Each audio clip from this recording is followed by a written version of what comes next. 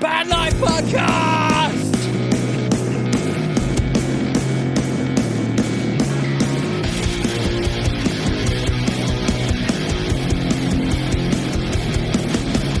You're listening to the Bad Life Podcast, your number one guide on how to run a profitable band. Here are your hosts, Pete Stannard and Adam West, the Wizard of Rock!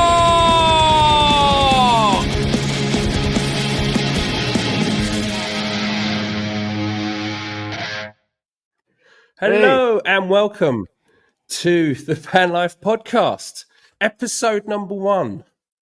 I am Pete, your hostess with the mostest. Shall we say? I am your host, Pete Stannard, and I'm here with my beautifully bearded co-host, Adam West. How's it going? How are you today? My friend? Very good actually. Yeah, a little exhausted today. I had a busy day yesterday, in the studio and practice all on the same day. Yeah, it was brutal. Very good. Wow, okay. What were you doing in the studio? I was recording the last track on our album called The Fallen, and yeah, we're up there at 10 o'clock till about 3:34. Yeah, it was good. It was a bit full on because obviously one track is all heavy on the F constantly, pretty much. Like there's some variation, but it's just one of those sort of like moshing tracks. And he's like, right, you done the one layer of guitar, let's do another one. I went, right, and now we'll use your VSTs on the computer, which are like just massive. They sound great. Yeah, another layer of them, then nice. We'll do another layer, and by the end of it, my fucking arm and my thumb was killing us. Like, the fingers are like this, trying to hold on to there. I'll say it was a good idea in the beginning. Yeah, literally, but not anymore. Literally, just some kind of crippled hand by the end of it. No, like that. Here we are, episode 1. I feel that we should probably tell our avid listeners, or our avid listener, as it might be, what this podcast is about, why we're here, why are we doing it, and who are we to tell these people what to do with their lives for obvious reasons.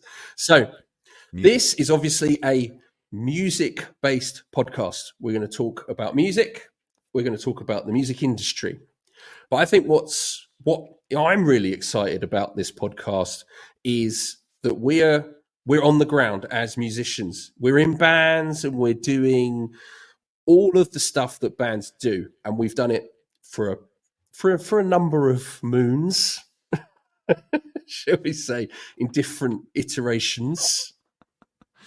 Yeah, pretty much a long time. So we've got a little bit of experience. So what we're going to do is we're going to talk about what we're doing in our bands, the ideas that we've got, and then we're going to talk about how we're going to implement those ideas into our bands, and then give our lovely, beautiful listeners the results of those ideas. So we're very much about on the ground learning as we go sort of thing, and hopefully it's not too much of a how not to guide on how to run a band. But that's what we're doing, and kind of we've got a big goal of having a profitable band by the end of it, and how we can move around in the music industry and circumnavigate the music industry.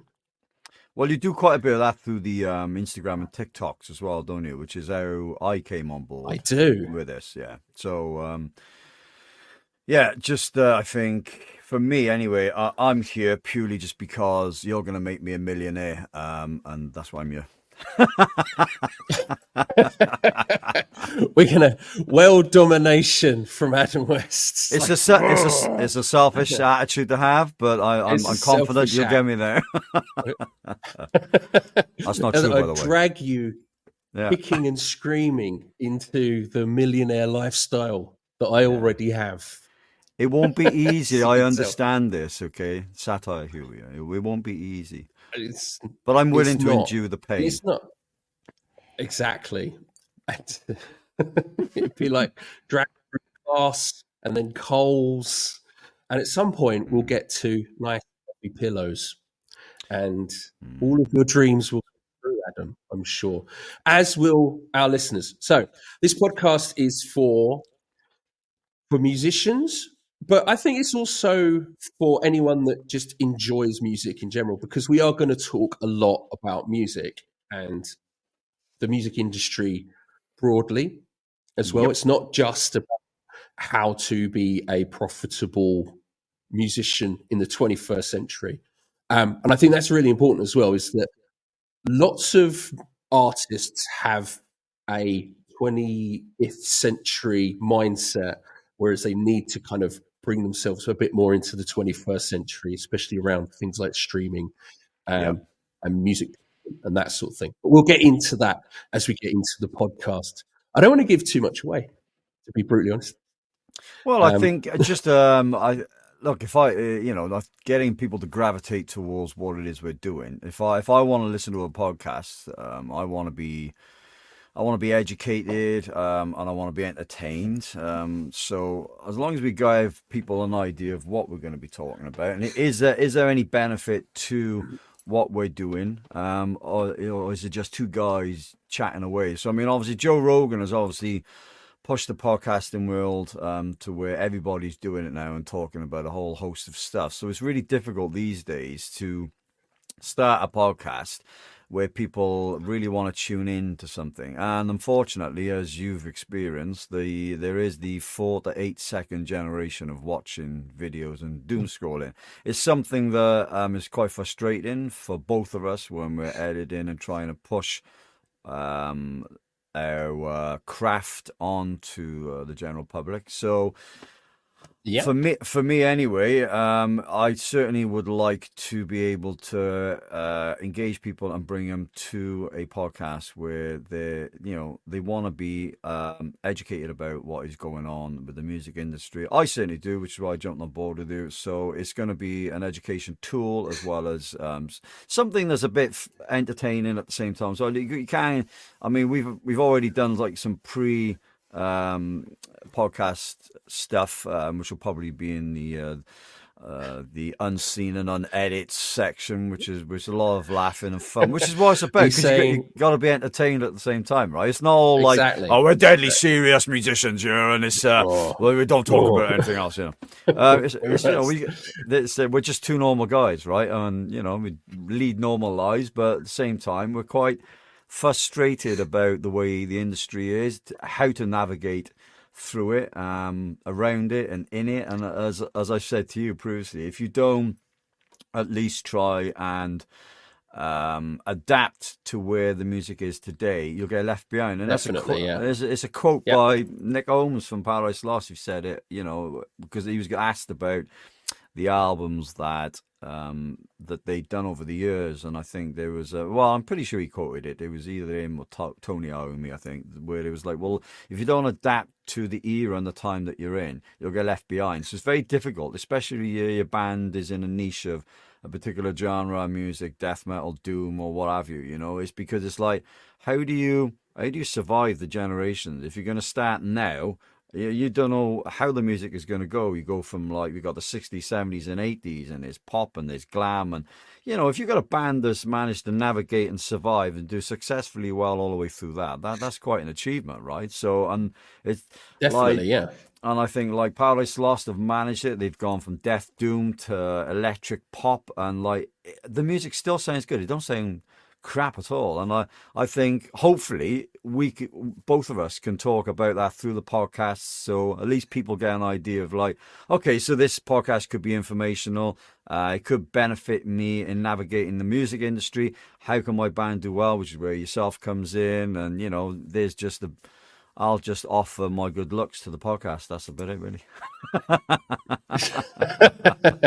That's it. Well done, Pete. Nice try. Yeah, you'll just listen to my inane waffling, Inane waffle. No, it's great, and you're right. You're very right, especially about kind of how technology always dominates the industry. Yeah. It always has. Going from like vinyl to CD or cassette, vinyl to cassette, and then cassette to CD, and then CD to streaming, and it's always been technology led, even right down to the instruments that we play, the way which we record and produce music, very much technologically driven. And so the way in which we're producing music is affected, and the way that music's consumed has been affected greatly, especially with digital now. It's a big, that disruption thing is much more prominent now than it was 20, 30 years ago, or certainly 50 years ago, something like that. So when we were going from like vinyl to cassette, you had a big decades worth of time there. Now you're going from MP3 to streaming, and it's not a huge amount of time in comparison. So I just hope that we don't come across as the old guys moaning that their gramophones aren't working properly. Hey, what's wrong with the gramophone? Nothing. No, it's all in mono. My gramophone doesn't work with this stereo vinyl. This CD doesn't work on my gramophone. Oh, come on. Let's be honest, okay? The music world out there, all the musicians and fans and artists, I think we can all agree the CDs were just a complete waste of time. Like when they come out, I'm just, what was that? Oh, you're somebody saying no, they weren't. They're amazing. It's like, okay, like CDs, they won't scratch and they'll play music, and it's just like, oh, that's a good hook. I'll get CDs. One minor blemish and the thing skips. At least with vinyl, what's the right way to say it? Like vinyl doesn't skip; it jumps, and it jumps with artistic pleasure. So the CD is just annoying when it skips. Vinyl, when it crackles and jumps, you're like, it's like that AMSR, isn't it? It's like, oh god, I could listen to that all day.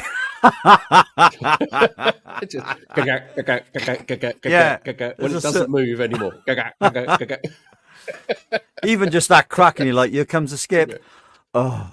Yeah, we know it. It's going to happen. It's the dust on the needle that's going around. You know it. What's the fun part? You can brush it off. You can't do that with a laser disc, can you? Yeah. You're there going, blowing into it, and it's don't look at it. It'll blind you. Off the fingerprints. Oh, yeah. I think vinyls don't work well in cars. I found though. Well, there is that, unless screenshot guy with vinyl in car. Right. In car, yeah. Yeah, if anybody's... this is the problem. Do you remember those Discmen when they first came out? You had to like balance it as you were walking along. You had to buy all kinds of weird stuff to stop it skipping and jumping in the end. It was like, out you go, out the window. Give me back my Walkman. The cassette.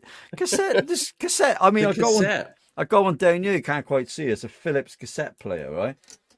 For those who think I'm lying, there you go, cassette. Okay, what's on there? Nice. Oh, it's my singing tape for my vocals. Yeah, TDK. Nice. I was using Maxell, the metal tapes. Oh, the sound. And see, here's the thing, right? Nice. So with the talking about obviously the digital medium. I mean, whichever way you look at it, I'm pretty sure. The stats say that obviously vinyl's taken over CD again, but for a lot of people, I think there was two mediums that worked quite well. You had cassette, and then there was the what was it? It was the CD Digi Walkman. What was it called? The mini disc, right? And people were like, yeah, there was one problem with that. You couldn't get enough on them. Like, yeah, that was an issue, right? But at least it was in a cassette. So if you played that in the car, it was encased and it wouldn't jump. And that's why cassettes were great as well, because not only was the audio fantastic, I mean, like really good. I mean, it kept all that warmth, ambience, and low, mid. It was great. And so I played an old track. I think it was Blackened, that I'd recorded from CD to cassette. I played that through the PA system, and I was just like, what is that like? And then I put the CD on. I'm like, it's a bit naff, isn't it? So it kind of speaks for personal preference at the end of the day, I'm sure. But I really do think if you're going to analyze it, I mean, the interesting thing as well, that like for music mediums, for artists trying to get recordings done, the most expensive obviously is vinyl, but cassette now is that there's places and plants in the UK that manufacture the cassettes, and you can order them and put them on there and design it all. I'm like, wow, has 20 years really gone that quick since I was playing around with cassettes? Yes, it has. So it's been an interest. It has been. Yeah. Not longer. Yeah, it's probably a lot longer now. It's how it comes around, though, isn't it? How these trends come around, like vinyl now. Especially vinyl heads, I always say, if you get as a music artist, if you can get a legion of vinyl head fans, then that's I call them golden goose fans when I'm talking to my clients. Shameless plug. Hold on. Oh, when I'm talking to my clients at Greenwave Productions. Check out Greenwave Productions. There you go. Shameless plug. It wasn't on long enough. I didn't get to write it down. Oh, did you not write it down? Oh, no, the viewers didn't write it down. There you go. Okay. Well, there we go. Yeah, there we go. So, what I do with my clients is we talk. So, I'm going to do shameless plugs. Yeah, shameless plug. Yeah. So, we obviously do strategy sessions because I want my clients to release their music properly. I don't want the work that I've done. This is a very selfish thing. I don't want the work that I've done to get lost into the ether of Spotify. And that's a whole episode in itself, I think. Spotify. Oh, we'll be talking loads about all that, mate. Don't you worry. You'll have to tune in and listen to it. Endless amounts of episodes. Endless amounts of how to navigate specifically Spotify in itself, which has a huge market share.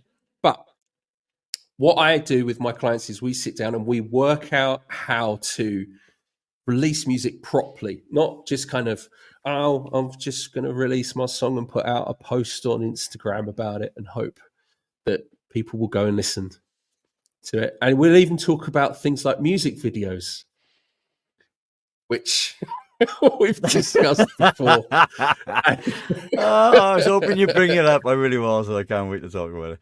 We might just tease people. Oh, there are some. We might just tease people about. Hey, here's another one. They should go for it. Go for it. Tell me. Oh, sorry, mate. I was just going to say we can have plug. So we could have a little banner there where it says music hate. I know hate's such a strong word. We don't really hate it, but we don't want to put a whole essay there. But music hate or music distaste or something like that, right? Well, it's where we talk about music what winds mistakes. Music mistakes. Something that winds us up about music and artists and. Yeah, so obviously we're really two lovely guys, but at the same time, we want you to understand that a lot of what we say is obviously just humour, comical humour. We don't really satire. Yes. And so obviously, if we put something up like the one thing that winds us up about musicians, doesn't mean we can't stand you or dislike you. It's just like it's that whole. I don't know, is ethos the right word for when people put themselves into a niche of certain things, it's like, and it goes for everything, not just music, and the things that kind of wind us up, and it's all done with beautiful love, but we're just, things that really wind us up, Yeah, which segues quite nicely into another section of this podcast that we want to do. Go for it. There's a thing that I do, especially on TikTok, is we do deep dives. I do deep dives into bands. I look at their music production. I look at their website. I look at their social media and stuff like that. And we give general advice on how they should navigate, what they can improve on. It's just kind of an outside look how a fan or a potential fan sees you and engages with you as an artist. So if any of our lovely listeners want us to do a deep dive into their music, if they're brave enough to do a deep dive into their music, which Adam is brave enough and he has had this. If you want to have a little taste of that, Adam's band, The Shallow Souls, they had a deep dive from yours truly. And it's, if you want to see the full episode, it's on YouTube, at Greenwave Productions YouTube channel. If you want to see the two-parter, you can see that on TikTok or on Instagram. So if you want to sit down, because it's quite a long video, I think it's about 15 minutes, something like that. Yeah, that's how many mistakes Adam made. But the best thing about it is, right, so some of us obviously think, yeah, I'm doing the right thing here, this will work. But you know, obviously Pete's been in the music industry and doing it probably a lot longer than I have. Has got a lot more knowledge and info on it. And what's interesting is that he'll pick up on certain things that don't work and things that do work and things that need improving on. So you know, not to blow my own trumpet, but you know, being in it just as long, so I know what works and what doesn't work, but I don't know it all. So what I did, I was like, okay, give me a deep dive. I'm interested to see if there's anything that I could improve on or do a little better, because we want everything to function at 100% as best as possible. So he did, and there was a few bits there, and I'm like, interesting. Yes, okay, that's some valid points. Okay, I'll give you that one. Damn. Don't win on me. But it's good. How dare you? Positive, constructive criticism, which is great. So yeah, and it is. It's always positive and constructive. It's never like mean. It's never from a place of nasty. It's never like, oh, I hate this because I just hate it. It's always, this isn't going to work because of X, Y, Z. So I'm sure Adam has put everything has been implemented. Like the banner on Spotify, that's clearly gone. The banner on Spotify. I've got a ton of stuff to do, like, and there's still some bits. Like, where do I start? No, don't worry. Oh, no, exactly. There's a long list of stuff, and I always find this, and there's some stereotypical stuff as well. In case our lovely listeners haven't guessed, we are into, obviously, metal music. I suppose hard rock, metal music are generally my clients, but us personally, as individuals, we play metal music. Our bands are generally metal music. And so when we speak about music, it's obviously going to come from that point of view, but the educational stuff, I think, will be valid for any genre, to be brutally honest, any kind of music artist, because these are kind of fundamental stuff that can be put into their careers and their music in general. And a lot of it is kind of backroom stuff, the sort of stuff that a lot of artists just don't want to do.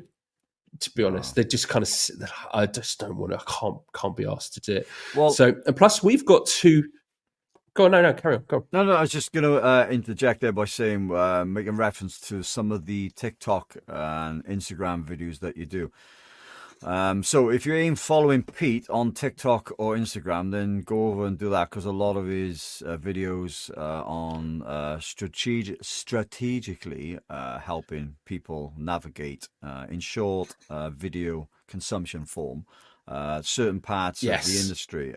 So for me, there are, like you mentioned it in some of your videos, that some people in bands, some of the musicians in the bands have certain criteria. They're good at some things and not good at others. So put the workload onto those that are good at it. So you might have somebody in the band that's really good with tech. Give the tech stuff to him. Don't give him something he's not good at or she's not good at. And it's basically a lot of that. So, I mean, and obviously Pete talks about most of that on the TikTok and Instagram, so it's good. And what we're doing on the podcast is trying to talk about it a bit more in depth, you know, and that's part of the episodes. Yeah, it's a bigger platform to do that mindset stuff. That, you know, in particular, it's hard. I try to keep them as short as possible, and I try to keep it around 3 minutes, top whack. Which is actually really difficult to do when you're trying to explain how to release your music in a very strategic way. Trying to fit that into 3 minutes is really difficult. So it's really quite broad. So this podcast is going to be more granular, and I think it's going to be way more helpful for music artists, no matter what the genre, because I think the fundamentals and the principles and things like that, they're going to be applicable to whatever music you're doing, whether you're in metal, rock, hip hop, classical. Might be different, but to be honest, but who knows? Whatever genre you're in, I think this podcast will be relevant for you. Plus, the other side of it is that we're going to have a bit of a laugh. We're going to talk about music in general, but I think the music side of things is probably going to be a bit more metal and rock orientated, I presume, because that's the stuff that we listen to and that's the stuff we know.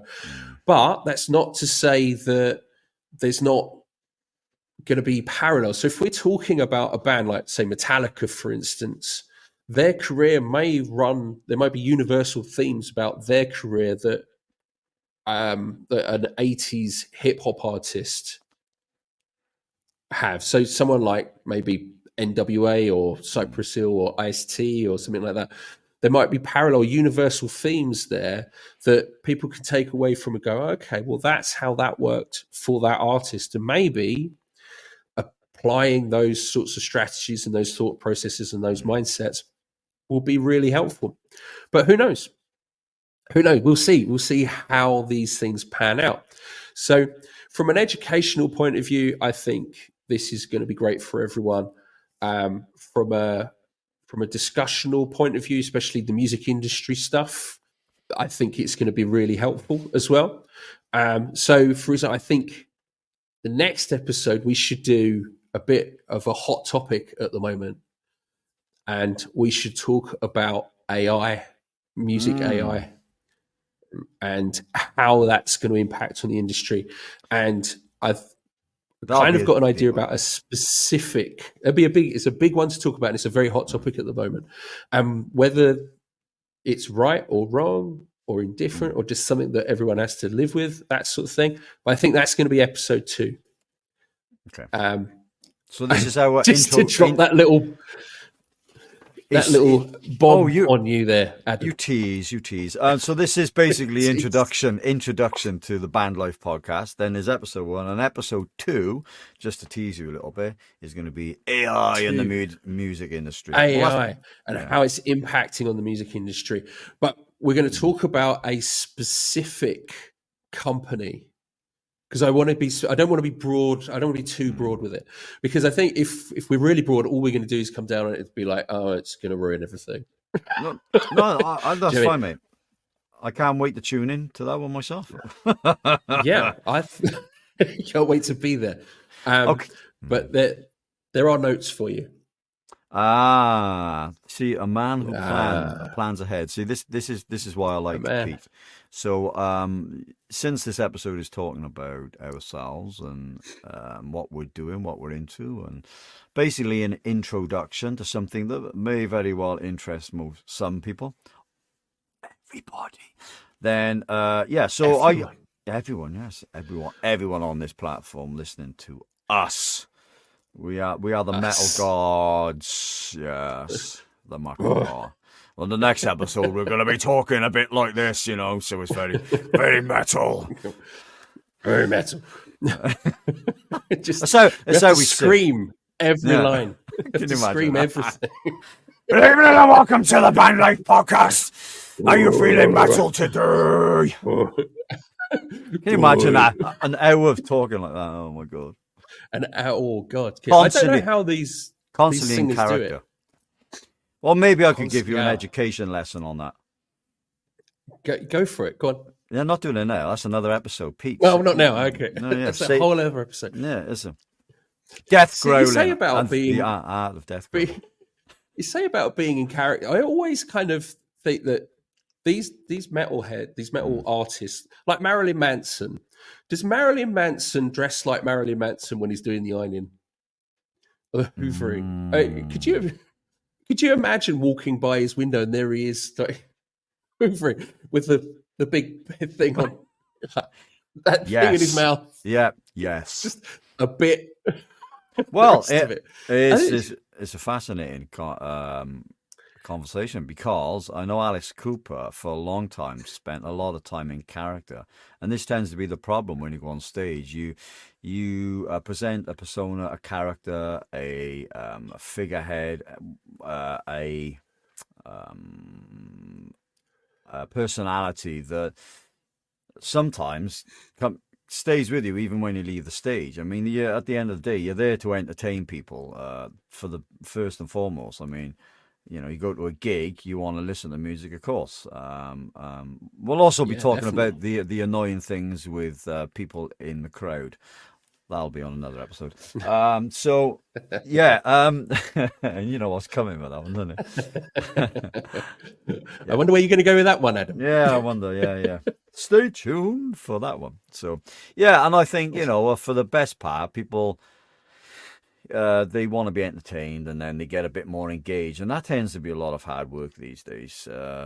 But yeah, I know some of them, they do like to stay in character, and it's like, well, that's up to you. Like, I mean, it's really difficult to be doing the ironing in full leather gear, studs, looking like full Marilyn Manson garb. Well, yeah, all the chap from Ghost. Can you imagine parading around the house, walking in that every day? Yeah, those guys from Gwar. Yeah. Well, I'm sure. I quite like my pajamas and my big slippers. See, I'm getting very close to the pipe. Well, you just got to have a bit of comfort while you work, and I'm pretty sure most of them don't. But who knows? Maybe somebody will email the show and say, "I do. Here's my daily routine." Let us know in the comments whether maybe Marilyn Manson himself. Yeah, Marilyn Manson. Just let us know. He can let us know. What's his name? Brian. Brian can let us know.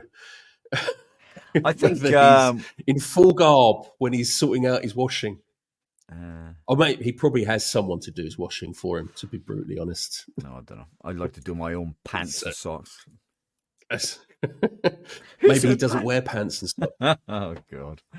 Who knows? So that's another thing. Yeah. It's okay. So a bit more about myself and your good self. I'm not going to talk about me too much. Really, I could. Shall I? Yeah, go on. I could. No. I feel like you should. No, well, we'll get to that. What I want to try and do, really, for just the avid listener or the newcomer or just general listener, is just give them some background a little bit. And obviously, I know I keep pointing to you about it, but the importance really is the educational tool and advice that you offer. And so all I was going to say was that obviously how did we meet would probably be a good one. And here's something quite interesting I've found with the social medias.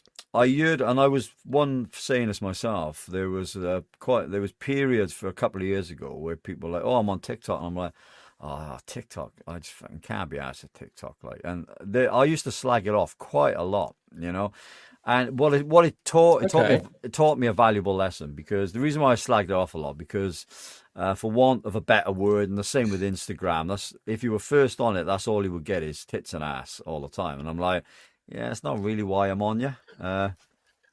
It's not. Is it? Come on, people, let's be brutally honest. Right. So, but no, that's true. It was true. When I was trying to push the music, I jump on there and, this might interest you. And it's just like endless videos of people in the gym, and you're like, oh, no. But the algorithms work in such a way, which I later discovered, in such that if you searched for something, and TikTok especially, is what I learned over the years, is that they can crack the algorithms for TikTok, and they work really, really well. So to the point where it finds something that you're interested in, and then it kind of regurgitates videos that might appeal to you. And that's usually just from one click video. And that's how I came across your good self, through TikTok. And then I learned that TikTok isn't as bad as it was, or what it'd been perceived as. And so I tried to get my mate on. He's like, "Oh, really? TikTok or Instagram?" Now he's on it because the type of content, because the content that he wants to view or look at, it regurgitates and targets stuff like it. So you no longer see the ass, bum, and tit and all the rest of it. Like, and I think that's great. So now the socials can work.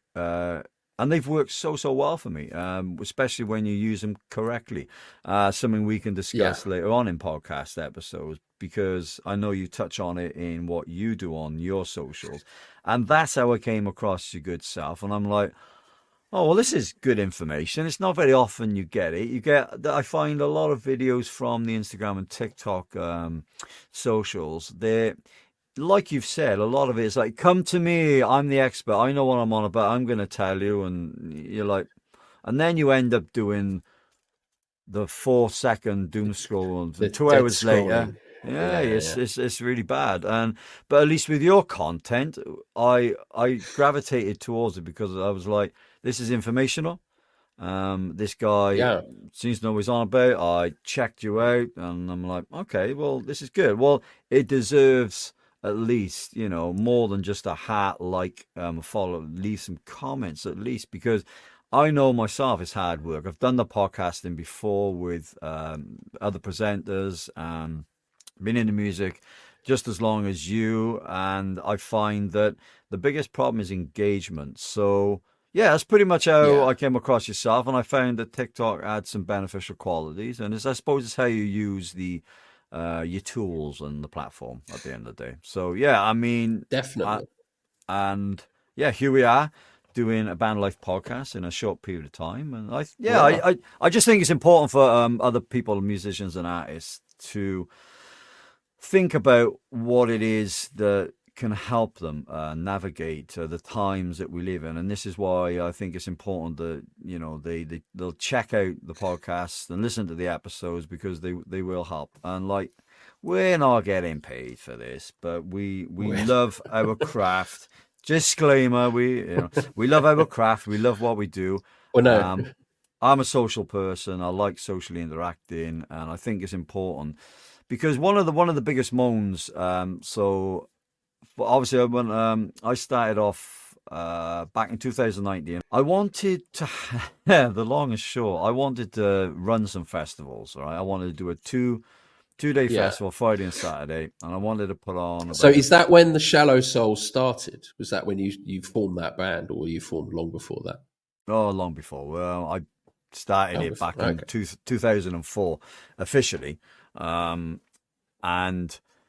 along the way, I was like, one of the frustrations I had as a musician really was that trying to go through venues and promoters to book gigs, because I work the worst days of the week, and they're solid fixed days, so they're not easy just to get off. Right.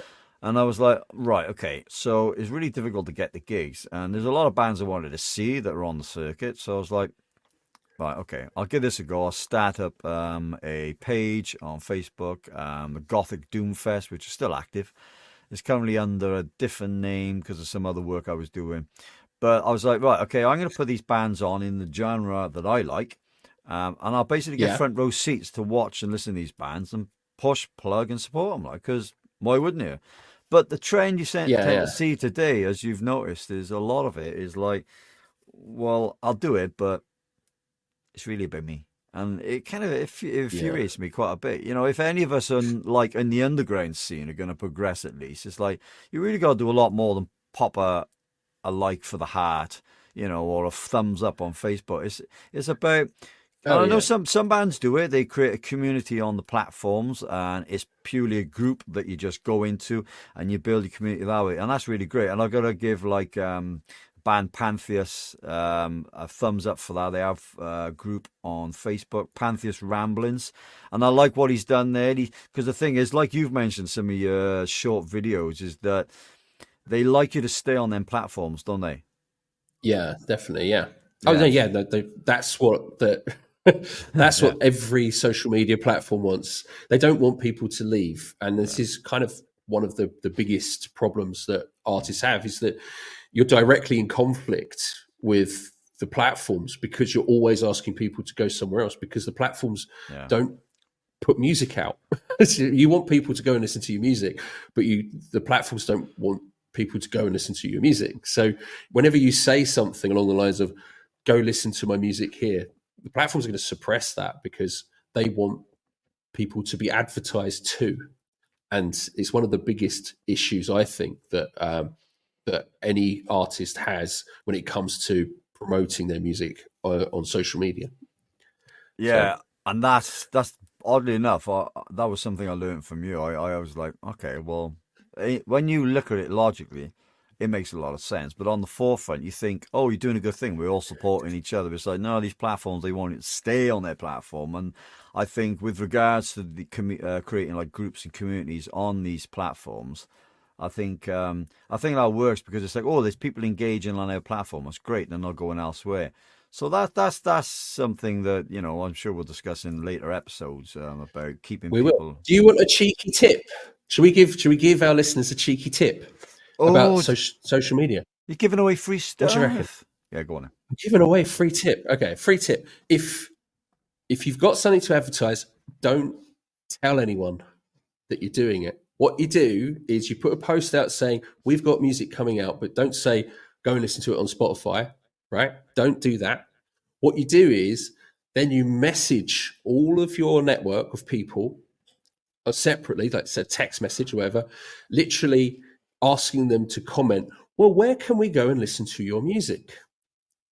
And then, so the comments then become your friend. So what you're doing is you're generating engagement because people are commenting. It's clever. And you're also putting out the fact that you can go listen to our music on Spotify or wherever you consume your music. So you're not telling the algorithm that people are going away, and you're creating engagement. So that should then push, the algorithm should push the algorithms, this is our other thing, the algorithms will push your post more because you're not telling people to go elsewhere within the actual post itself, within the content itself, and within the actual captions. So if you're putting things in the captions saying, you know, if you're linking out in your captions especially, that's going to get suppressed in particular. So try not to put links into your comments, into the actual captions itself. Even the link in bio stuff can be problematic. They will suppress from that point of view. So that's my cheeky tip, is don't tell anyone that you're releasing music. Not directly anyway. Try to put it in the comments. It's a bit like what we used to do back in the day. Something I never really did because I hadn't produced any music back then. But I know a lot of people during the 80s were just handing out cassettes of like, hey, check this band out. It's how we all got into, like, it's how I got into Metallica. A guy come to me and he gave me this cassette in the car.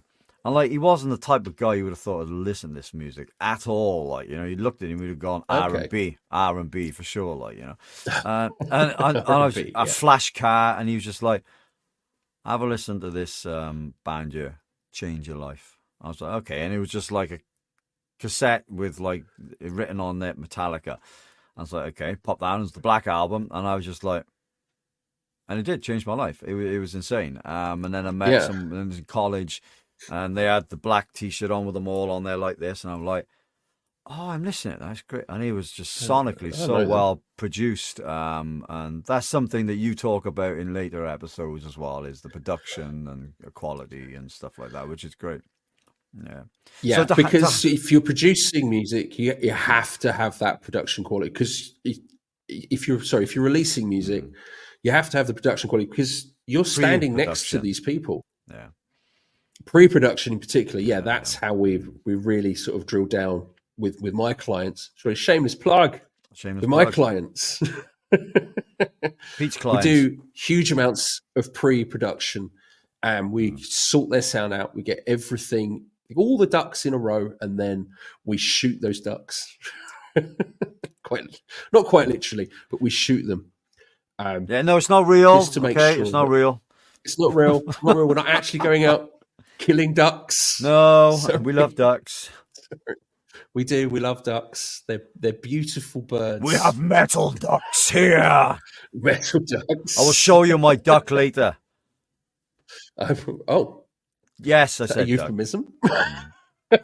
Anyway, back to what I was talking about. Right? So we don't get go off on a tangent, right? So yes, and there's more of that to follow in later podcasts. Okay, just so definitely, yeah. But yeah, so I started these little mini indoor festivals with the aim to trying to get outside, and we were very, very close, but it's hard work, and we'll discuss that in later episodes. But I just wanted to touch on what I was doing. So I started these little mini indoor festivals called the Gothic Doom Fest, and put on a bunch of bands, met some very nice people along the way. I've recently called it a day to focus on my own album, which hopefully will be completed in June. And then because it's really difficult if you don't set out a plan and idea, which Pete discusses in grave detail through the strategy courses. Yeah. It's really useful information in trying to organize and plan and map out what it is that you're doing. Because if you don't do it, I mean, if you can keep a mental note, that's great, but it's really cool to keep like Google Docs information, bullet points to keep you on track with what you're doing. Because as much as most people think that you can just do this in a split second and run it all at home, which you can, you really need to start delegating, which you talk about, and getting other people involved, so it reduces the workload, because it's no longer like it used to be anymore, the music industry. You can no longer just go around passing out other CDs of bands. It's just a thing people don't seem to do anymore. There's copyright issues and all that nonsense, and now it's digital. The whole minefield of things that we will be discussing on future episodes, and it's changed a lot. So we're trying to navigate that, deal with now and what's going on. And so what I was learning along the way doing the festivals was that not only is this insanely difficult, especially when you're trying to target audiences, is that there's just a minefield of stuff. It was great that I got the bands on, we put them on. Our basic aim was, there was two things, right? Through the years, I've recorded every gig that I've done, pretty much, bar two. So I've got footage with like cassette camcorders, the whole lot. So I've got a plethora of video footage that my dad, good old dad, has he's been in the middle of the mosh pit filming us doing live gigs, and yeah, insane. And like we recorded everything. Yeah. He's a star, like fair play. He got bashed around quite a bit. But what it did for us was, so there was two things that we were trying to do. We wanted to give people what they want. We wanted bands to walk away with a video of the gig, right? Because at the time, right, and a good audio. We didn't achieve the good audio, unfortunately, because we didn't have enough people on board to help with the desk mixing at the time. Additional cost. We had to pay for our time for the sound guy and the hire of the venue that we were situated in, and it's just added cost. And the trouble is, people are broke, they don't have any money, they'll spend 30-50 quid on booze, but they won't buy band merch, which is a really frustrating thing for me. I'll talk about that in another episode, obviously, but it's what these things do make a big difference. And so none of it works effectively if you don't have the whole thing working as it could. So if you've got a weak link, it just breaks down. And one of the problems I found was that, we gave them a great video, we just couldn't quite get the audio there because we didn't have enough people on board. But we almost achieved what we set out to do. We give them a good night. We looked after them. We even got band T-shirts done for them. Put them on a T-shirt. But it's really the hardest part is maintaining that. And people, when I say people, I mean we. Obviously, we tend to be a little selfish in our goals and our aims. We want to go to a venue. We want to play a gig. We want everybody to look at us and feel. Adulate is the right word. You feel just like, this is all about me, and then go home and forget these support bands, and I've done my bit, I'm off. And sadly, that is a trend that you get quite a lot. I've found by putting on the festivals that you get that, and I'm like, where's the two bands that we had on to start with? They'd already gone home. And I'm like, well, that's the other thing. We were paying. Massive problem. Yeah, it is a massive problem, and we were also paying bands as well. So we tried to push, use the socials to engage, to get people on board. It's like, look, the money. It's like, yeah, you got paid again. It's like, well, yeah, if we're charging a £5 on the door and we got 5 bands, that's £1 each for that band. So if you've got 100 people, do the math on that. It's great. You're contributing to to the bands, the people that you want to see. So support them, right? And that was a big problem we had as well. But we did make some money, and we did pay the bands, those that wanted to get paid. A lot of them are very, very humble, and it's worth noting this as well. What I have found with the metal community is that they are very, very humble and very, very nice people. And a lot of time they're like, don't worry about it, it's fine. We just wanted to play. And that's all they want. We just want to play to a decent crowd. And we try to fulfill all those things because it is really important. And it is nothing selfish in it. It's nothing better than having a massive audience in front of you.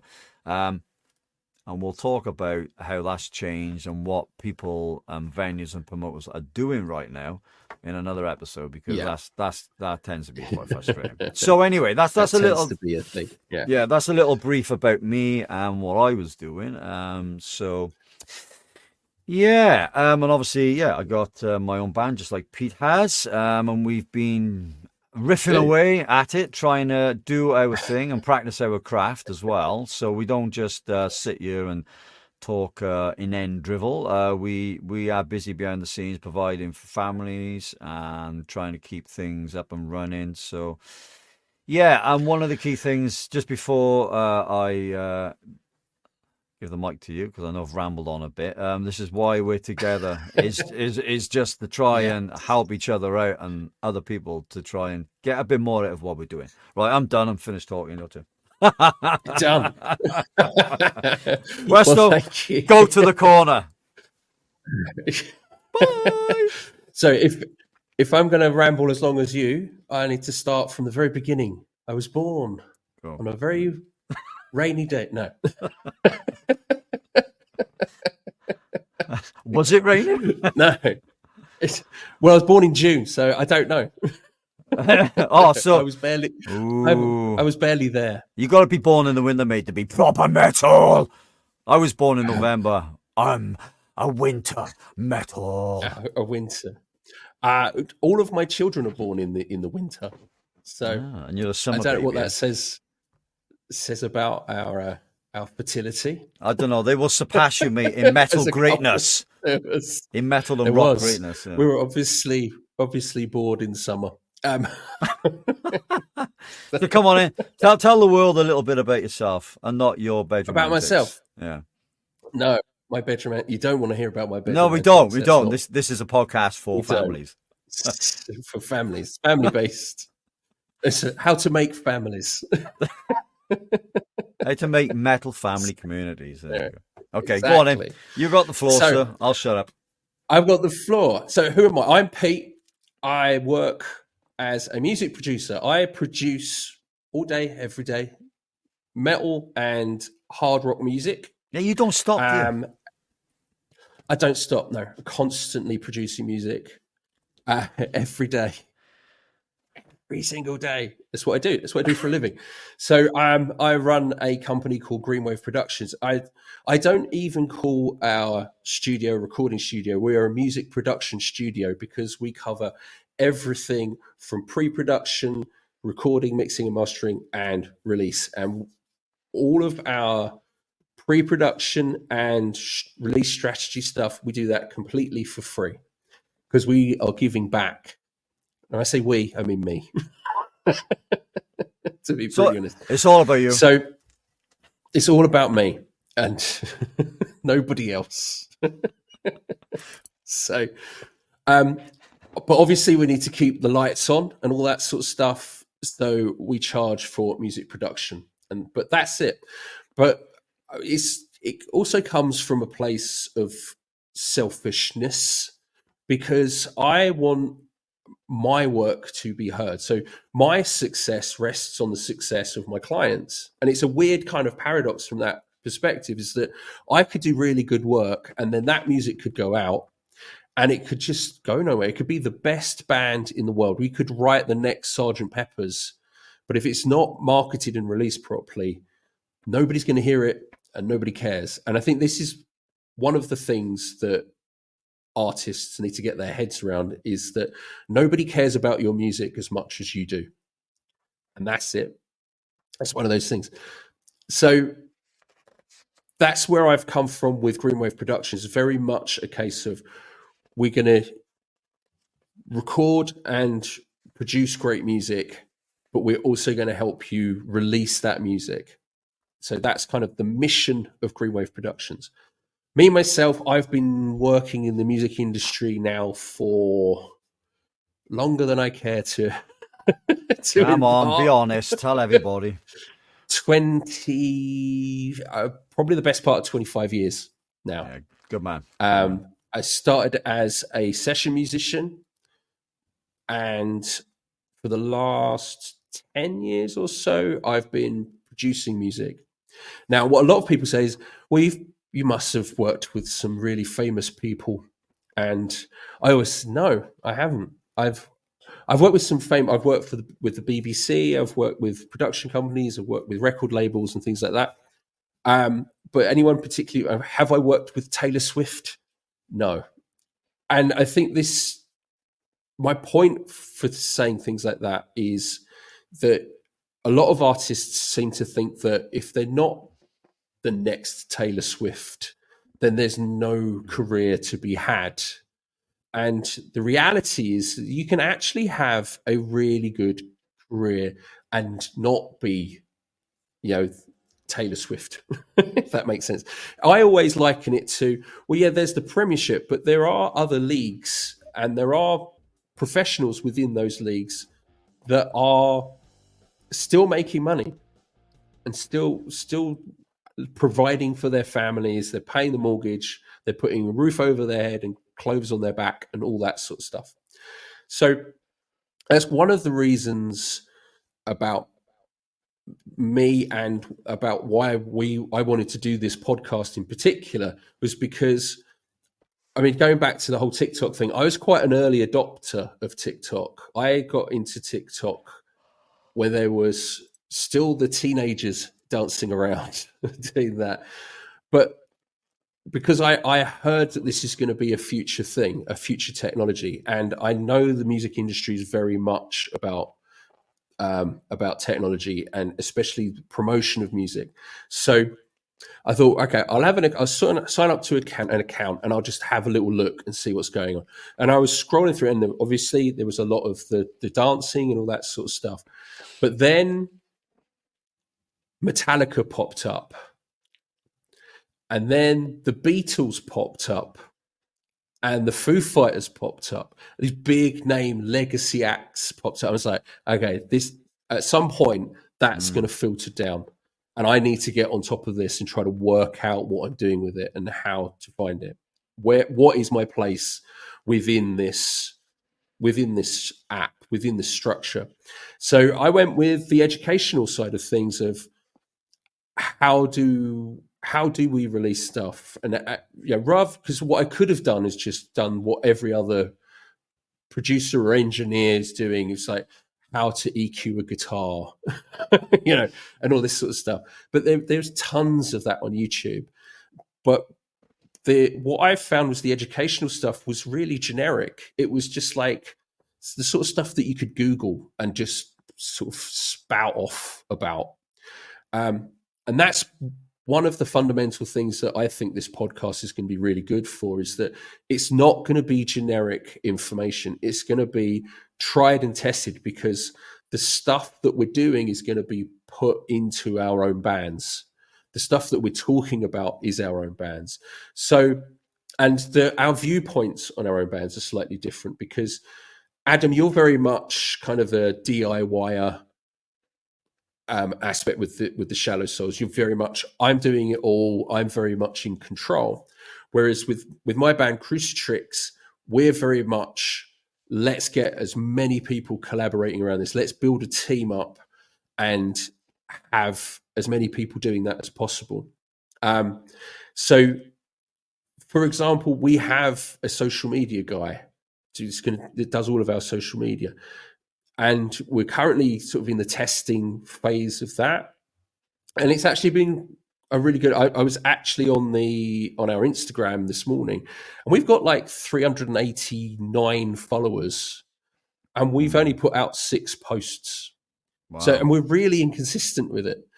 So, just going through that process of testing and things like that, and kind of the fundamentals of what our audience want and what they're looking for, that becomes a much more of a focal point for your social media in particular, and sort of generating followers as such. And something I always say, your followers are not your fans. Okay. Don't like get misconstrued by that. It's nice to have lots of followers, but they're not necessarily there for your music. They might just be there for your content. But that, again, is a whole other episode.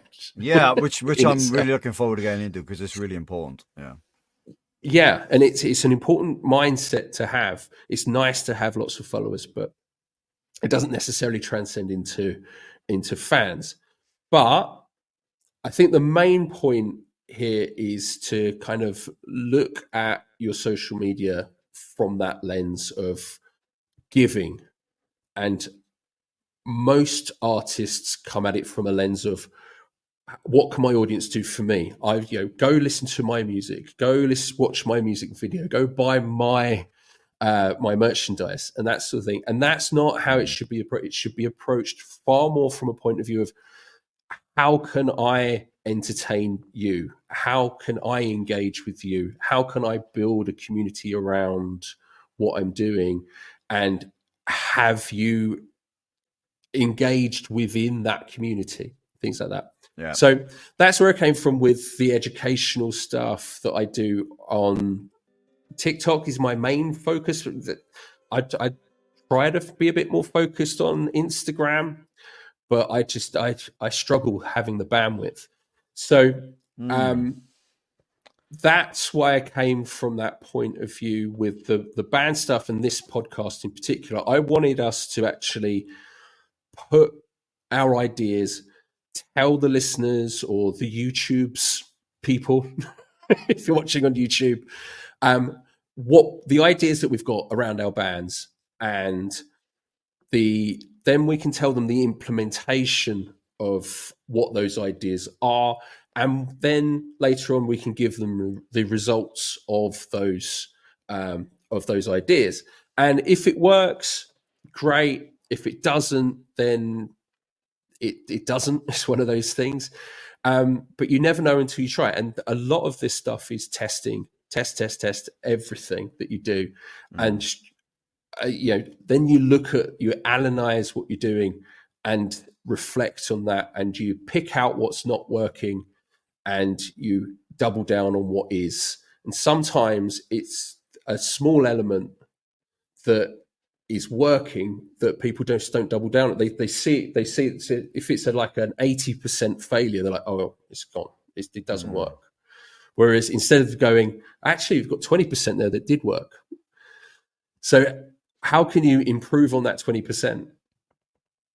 So that's kind of how this is going to function. Hopefully when we come to that analysis at the end of what we're doing, we can say, well, this didn't work out so well, but if we did this and this, then we would have better outcomes, if that makes sense. So you can kind of learn from mistakes and you can kind of move things on. But sort of coming back to me, show you how much I hate talking about myself. It's completely distracted from me. I've been at this before. Hang on, before you do, I think it's also important to interject that for people might say that, but in terms of the listener or the watcher, if they're going to take advice from anybody, this is really important that this particular episode in general is just an introduction to who we are. Can these people actually help? Are they well adversed in their craft of what they're doing, or are they just another expert that thinks they know? And that's not the case. It's, I think we got some valid experience that will benefit people, and that's kind of why we do it. So, crack on, Pete. Yeah, and I think that's the main thing. We've been at this we're in the trenches on the ground 24/7, and okay, we may not have got things particularly right in the past, and we may not get things 100% correct in the future, but time will tell that. And I'm more than happy to say we tried this, it didn't work, don't do it. Yeah, but I think it's more than likely is going to be a case of we tried this, it was okay, but if you did XYZ, then you can improve on that outcome. And it might be a case of we'll then implement XYZ in later episodes, and we go, okay, it really didn't work, or it's vastly improved, that sort of thing. So the advice that we're going to give from an educational point of view is very much on the ground, what's happening right now, and the ideas that we've got are going to be very relevant to today. Because I find that a lot of advice online, it's like, oh, how to get 1,000 fans. I've got 1,000 fans doing it this way in 2000. It's like, well, that's 20 odd years ago. Do you know what I mean?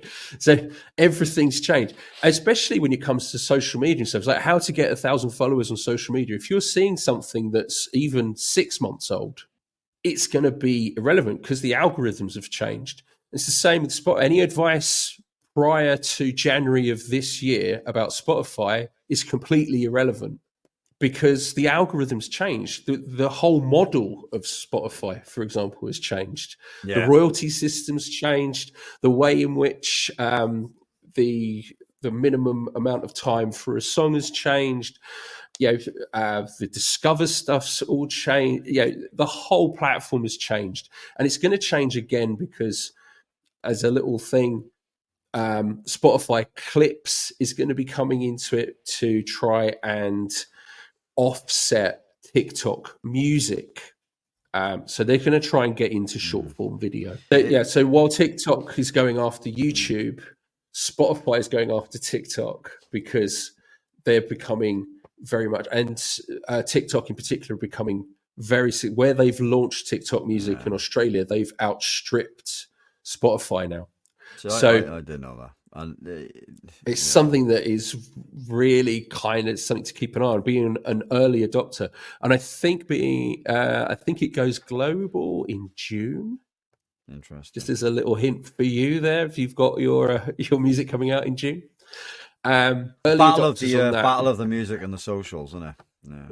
Exactly. It's going to be one of those things. And I think the two are going to become quite integrated at some point. You're not going to know the difference between how you're consuming music and how you're consuming social media at some point. Well, that's where we come in. We'll help navigate through that. And that's why you should follow and like us right now. Off you go. Do it.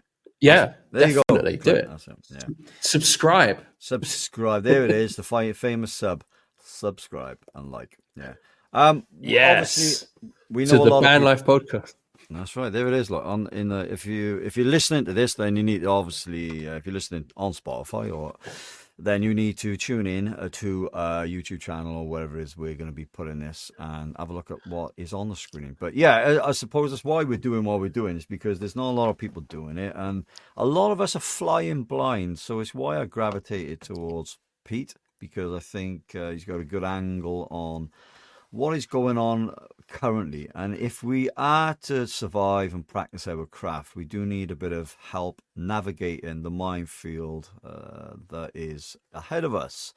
And hopefully we can help other people. We want to try and build a community, and we want to try and build a bit of a, not really fan base, it's a community more than anything. And I know a lot of people talk about this, your tribe and your community. And it is vitally important, because there are a lot of big corporate entities that say they're helping and supporting you. As Peter's just mentioned there, and in some of his short videos, is that behind the scenes doesn't work out that way sometimes, and it's really difficult because they take in more than they give in, and it's frustrating. I know a lot of people are seeing it in a lot of other sectors in the world, without mentioning names, dropping truth bombs and stuff like that. But we know for it's legal happening. reasons, we will not mention their names. Yes, exactly right. But we all know, as artists and musicians, it's happening. Okay, it's not a conspiracy. Let's get that out of the way. It is a real thing, and we need to work with it, adapt to it, and try and. Because the bottom line is, if we're here doing what we're doing right now, it's for a reason, right? And that's the main goal of the Band Life podcast. Is we're trying to, like, we're in that position, and we find it extremely frustrating and difficult. Since we do have a bit of knowledge, I won't say expertise, but we have some knowledge about what it is that we're talking about. So we really do want to help other people, the youngsters that are getting into this. Hey, and that's not to say that the youngsters of today in the music, what they're doing today with the socials and the platforms is just like, what? It's like giving They're somebody. so savvy, yeah. Yeah, honestly, they're just like, it's easy. I'm like, yeah. Well, not for our generation. We've got to work harder and think harder to try and navigate this, because we've been so used to. It's like giving some, like, I know people that are still stuck in sort of like late 70s, 80s tech, speak, environment. We're still wearing the clothes they were in the 80s, and I'm like, well, that's cool. Still that's in the cool. shell suit. Oh no. But in terms of the rockers and the rockers and the metalers, like you go to the pub and you see them, and you're like, they're stuck in that that bit of history, and it's great, man. It's great. I love it.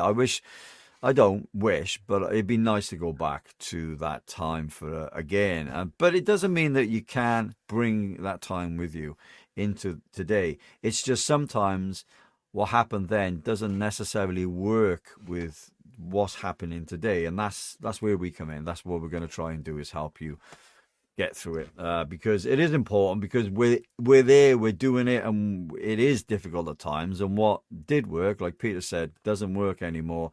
Algorithms change, there's new ways of getting your music out there, and he's right, there's not a lot of people doing this, and I think it's going to be a good educational tool. This romance about sort of the old school stuff, but the opportunities that musicians have now, or artists have now, to get away, especially from like major labels and things like that, is so much more prominent now. And I think this is the advantage of the area that we're in at the moment, is that you can be a lot more independent, and you don't have to necessarily rely on the record labels to get your music out there, to sell your merchandise, and distribution in traditional sense, it's gone. The old school, we have to package everything up and put them on a lorry and get them into the shops. That doesn't happen anymore. So essentially what we're doing now is that we are running our own little labels, and as a band, and you have to kind of have that mindset, business mindset. And I talk about this quite a lot in my content, is you got to have a creative side, and you got to have this little business side, no matter what you do. Yep. If you want to be completely independent, you've got to have this business side. But it's the same if you want representation, because a record label, certainly the record labels that I've worked with, their criteria is you have to have X, Y, Z. You have to have 5 figures on your Spotify monthly listeners. You have to be selling merchandise. You have to have an email list. So you kind of, the mindset that I would have if you want representation is, you're a small business and you've got this bigger business that wants to invest in your small business. If you don't like what that investor wants to do, send them away. It's as simple as that. So it's almost like a Dragon's Den-esque sort of thing going on now. It's a big minefield. It is a massive minefield, and there's no particularly wrong way of doing things. It's about playing to your strengths as an individual, and finding people that are strong enough to kind of plug the gaps in where your knowledge and your skill sets are, because you can't be good at everything. this is why with my band, with Crucitrix, we're coming at it from more of a perspective of collaboration, because I kind of look at it as that myself and the lead singer, Harley, we're kind of like the COOs of the band, and we need to find the people that can do the stuff that we can't do. We can do the social media stuff, but I don't have the time or the bandwidth for it. And it's the same with my lead singer. She's very much like an influencer herself. She's got like 44,000 followers on TikTok. So she knows how to do the social media thing, but she doesn't have the bandwidth to do her own social media and the band stuff. Right. And I'm the same. I don't have the bandwidth to do all the stuff for Greenwave Productions and all the stuff for the band. So we've got a guy doing our social media. You got to delegate. In fact, he's coming here. He's coming here tomorrow. We're doing some recording tomorrow, some bands, some bass guitar. I'm actually meeting our bassist tomorrow. First time? First time meeting him. Yeah. We got a social media guy before we've got bandmates. Okay, we're back. Right, so bit of technical issue there. So we're not going to keep everybody waiting too long. You've already had an hour off, so we're waffling away. So yes. So we're just going to end the podcast there. Basically, to reiterate what we're doing, we're here to help and support people. So to tune in to future episodes, you can reach us at, over to you, Pete, at www.greenwaveproductions.co.uk. And wherever you find your podcasts. Yes, wherever you find your podcasts, okay? We will be there eventually, but by the time you've heard this episode, we've ironed out all the kinks and all the issues, and there will be links available everywhere. So if you know Pete and you know me, the links will be available. We aim to try and do this podcast every fortnight,